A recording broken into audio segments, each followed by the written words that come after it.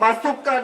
Warga Kabupaten Musi Banyu Asin yang tergabung dalam Aliansi Pengguna Sungai Lalan menggelar unjuk rasa di depan kantor pemerintah Provinsi Sumatera Selatan pada Senin 26 Agustus 2024 pagi. Mereka menuntut perbaikan jembatan P6 Lalan yang ambruk usai tertabrak tongkang pengangkut batu bara beberapa waktu lalu.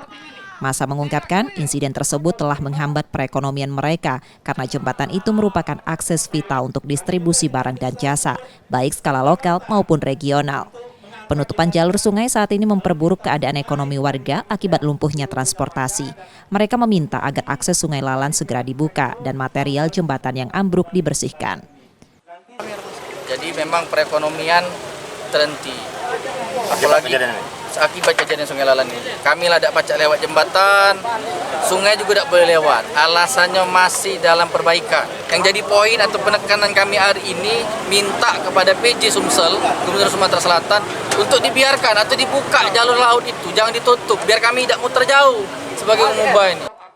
Sekretaris Dinas PUB MTR Sumsel menyatakan bahwa rapat kerja terkait perbaikan jembatan sudah dilakukan dan pihaknya masih menunggu respon dari pihak terkait, termasuk perusahaan pengguna tongkang tersebut. Kami sudah beberapa kali mengadakan rapat koordinasi terkait dengan yang terkait, baik itu dari pihak asosiasi maupun dari pihak Tekbud, dari pihak Tongkang, juga dari pihak Kabupaten Musi Banyu Asin yang terlibat dari Dinas Perhubungan yang terlibat dengan kegiatan jembatan ini. Massa mengancam akan menggelar aksi serupa hingga tuntutan mereka terpenuhi dan berharap agar fungsi jalur Sungai Lalan segera dipulihkan. Reski Oktora, Muklas Diferensial, Kompas TV, Palembang, Sumatera Selatan.